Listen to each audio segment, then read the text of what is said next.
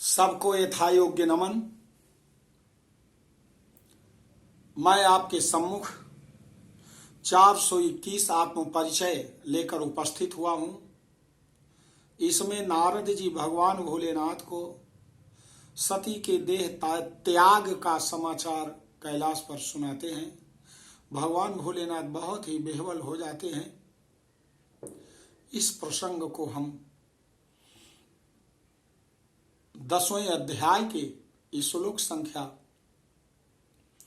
1 से लेकर के 11 तक सुनते हैं। आइए सर्वप्रथम भगवान भोलेनाथ और सती माता को शंख ध्वनि से प्रणाम करते हैं।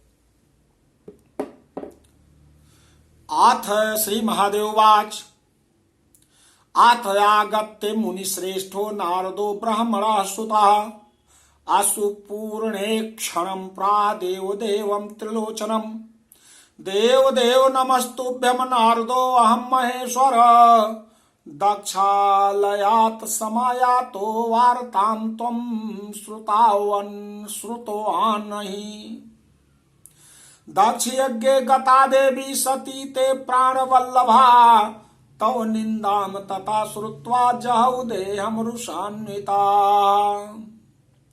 दक्षा सती सतीत्येवम् आक्षिप्य सा मुहुर्मुहुः पुनर्दधौ मनो यज्ञे देवा गृह्णन्ति चाहुतिम् इति नारद वक्त्रात् श्रुत्वा दुःख परम वचः रुरोद बहुधा शोकाद देवदेवस्त्रिलोचनः हा हा सति गता क्वासि त्यक्त्वा माम शोक सागरे त्वया बिना कथम वाद्य जीवितं धारयेयम् किं त्वं पिता गृहे गन्तुं निषिद्धा बहुधा मया तेन संजात रोषा माम परित्यज गता शिवे बेलाप्यायं बहुविधं महादेवस्त्रिलोचनः चुक्रोध रक्त नेत्रास्य बभूव सा महामुने रुद्रं क्रोधान्वितं दृष्ट्वा सर्वभूतानि तत्र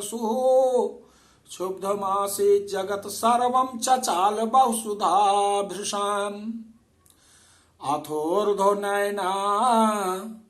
नयनादयग्निः प्रादुरासीन महद्युति तस्मादयग्ने संभवदे का परम पुरुषः परदधन महतीं मूर्तिं कालान्तकयमुपमः ज्वलद वहिन स्फुल्लिङ्गाभनेत्र त्रय भयानकाम्।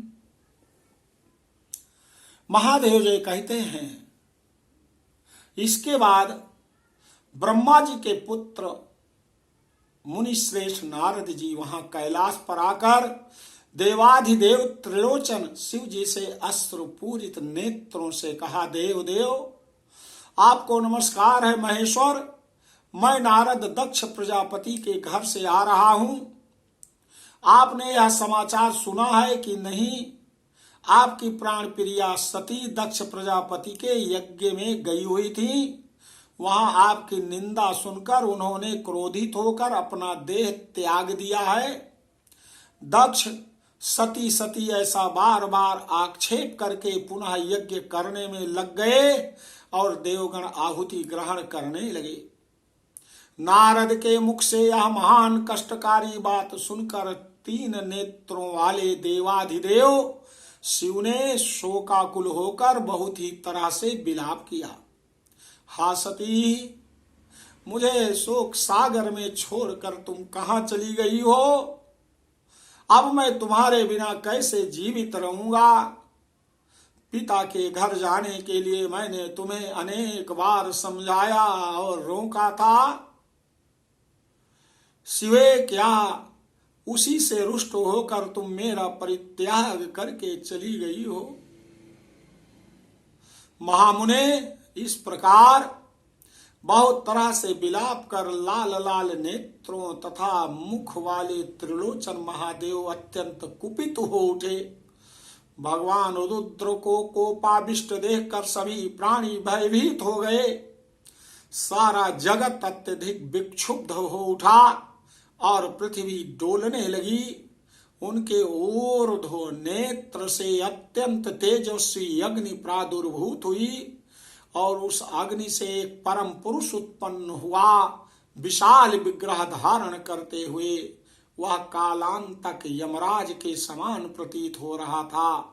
अप्रज्वलित अग्नि के समान स्फुलिंगों की आभा वाला वो 3 भयानक नेत्रों से युक्त था। बोलो आदि शक्ति माता भगवती की जय। आपने श्लोक संख्या 1 से लेकर श्लोक संख्या 11 तक सुना। शेष भाग शेष प्रसंग अगले आत्म परिचय के परिच्छेद में सुनेंगे। आइए शंखध्वनि